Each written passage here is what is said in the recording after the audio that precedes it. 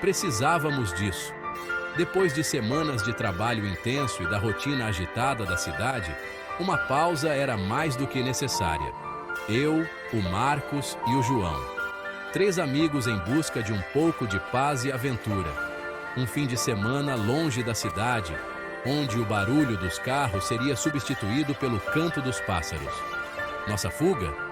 Um lago isolado, aninhado no fundo da mata. Um lugar onde o tempo parecia parar, prometia tranquilidade, uma chance de nos reconectarmos com a natureza e esquecer nossas preocupações. O som da água e o vento nas árvores eram tudo o que precisávamos. Varas de pesca, cooler pronto, estávamos preparados para tudo.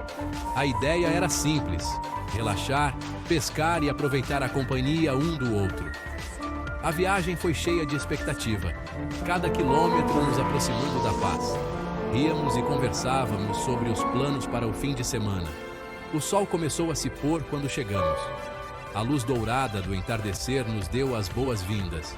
Um laranja flamejante mergulhou no horizonte, pintando o céu em tons de rosa e roxo. Era um espetáculo que só a natureza podia proporcionar. O ar estava fresco, carregando o cheiro de pinho e terra úmida. Respirar fundo era um prazer.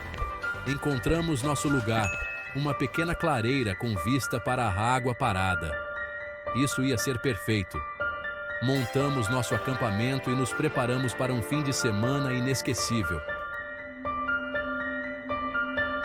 O primeiro dia foi idílico. Nós pescamos, conversamos, rimos. A natureza parecia estar em perfeita harmonia conosco. Mas quando o sol começou a se pôr em nosso segundo dia, a atmosfera mudou. O céu escureceu rapidamente e uma sensação de inquietação começou a se espalhar entre nós. Um silêncio perturbador desceu sobre o lago. Era como se a própria natureza tivesse parado de respirar. Se foram os grilos cantando e as folhas farfalhando. O som familiar da vida selvagem havia desaparecido completamente. Até os peixes pareciam ter desaparecido. A água estava estranhamente calma, sem nenhum sinal de movimento. Nós ignoramos, achando que era só cansaço, e decidimos encerrar a noite. Pensamos que uma boa noite de sono resolveria tudo. Você ouviu isso? João sussurrou, quebrando o silêncio. Sua voz estava cheia de preocupação. Um rosnado baixo ecoou pela floresta. Nossas risadas cessaram. Trocamos olhares inquietos, tentando entender o que estava acontecendo. Éramos garotos da cidade, claro, mas sabíamos que aquele som não era de nenhum animal que já tínhamos ouvido antes. Algo estava definitivamente errado. Os pelos da minha nuca se arrepiaram. Algo estava errado. A sensação de perigo iminente era palpável, e todos nós sentimos isso. Tentamos racionalizar o som. Talvez fosse apenas nossa imaginação, alimentada por cerveja demais. Mas, quando voltamos para o nosso acampamento, nos deparamos com algo que nos gelou até os ossos. Pegadas, impossivelmente grandes e caninas, marcavam o caminho lamacento.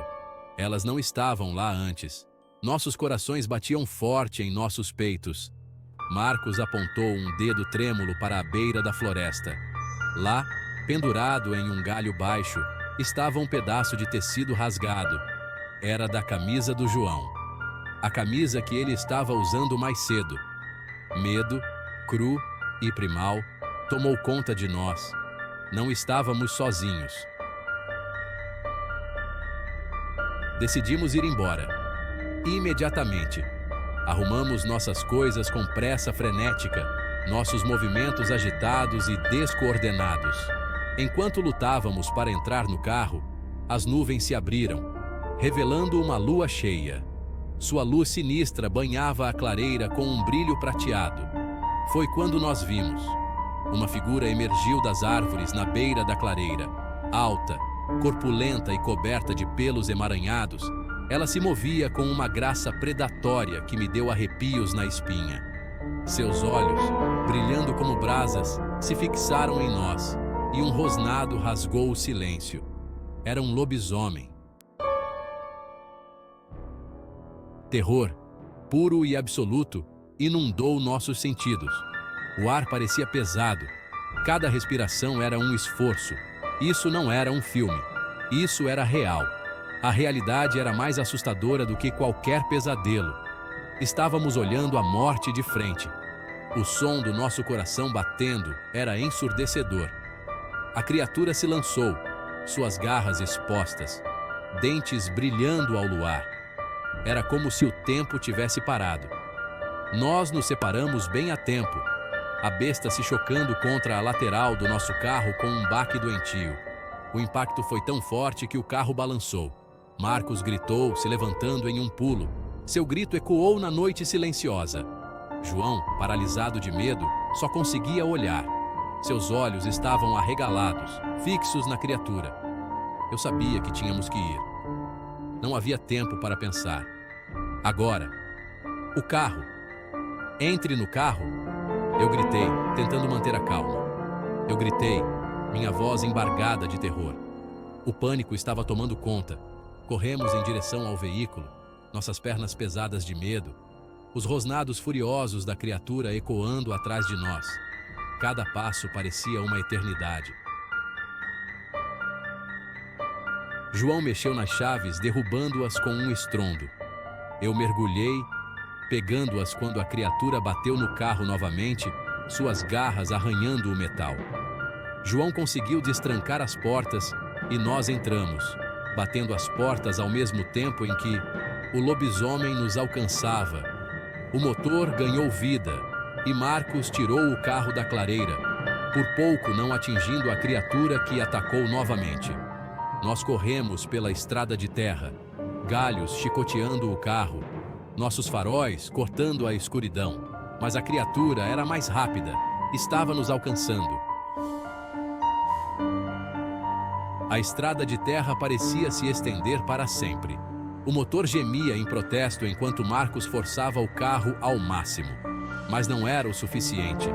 A criatura estava bem atrás de nós, sua respiração quente e fétida em nossos pescoços. Ela bateu na traseira do carro novamente, o impacto nos jogando violentamente. "Estamos presos!" João gritou, sua voz aguda de pânico. "Vai nos pegar!" Nosso refúgio, nossa única rota de fuga, estava se transformando em um caixão de metal. Éramos alvos fáceis, nossos faróis iluminando a floresta densa que se aproximava de ambos os lados da estrada. Estávamos sem opções. "Ali!" Marcos gritou, apontando para um caminho lateral estreito que se ramificava da estrada principal. Era a nossa única chance. Marcos desviou o carro para o caminho, galhos arranhando as laterais, os faróis saltando descontroladamente. A criatura, momentaneamente pega de surpresa, hesitou. Era agora ou nunca. Nossa única chance. O caminho era estreito, sinuoso e traiçoeiro. O carro balançava violentamente, ameaçando tombar a cada curva.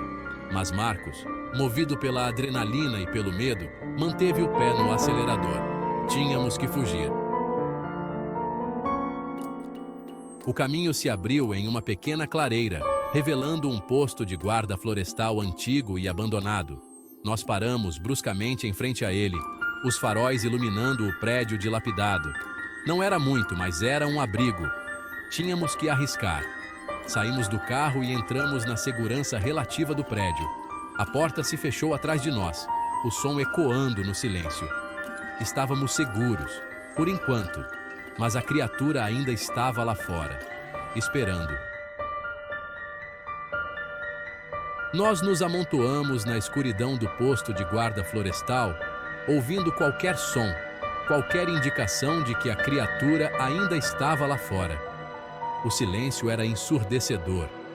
Tínhamos sobrevivido à noite, mas a experiência nos mudou. A alegria despreocupada que sentimos no início da viagem havia desaparecido, substituída por um medo profundo que persistiu muito depois do nascer do sol. Não éramos mais os mesmos. Voltamos para a cidade, nossos rostos marcados pelos horrores que havíamos testemunhado. As feridas físicas cicatrizaram, mas as cicatrizes daquela noite permaneceram. Cada rangido na noite, cada sombra, cada lua cheia, trazia de volta à memória assustadora dos olhos brilhantes do lobisomem e o terror que nos dominou. Tínhamos olhado para o abismo, e ele olhou para nós. Nosso retiro de fim de semana havia se tornado uma provação terrível, um lembrete severo de que alguns lugares é melhor deixar inexplorados e algumas criaturas é melhor deixar em paz. Tivemos sorte de escapar com vida, mas o medo permaneceu conosco para sempre. E eu ainda me pergunto, será que ele ainda está lá? Se gostou, por favor, deixe o like, comente o que achou e inscreva-se no canal, pois isso me ajuda muito. E lembre-se, há mais coisas entre o céu e a terra do que podemos imaginar.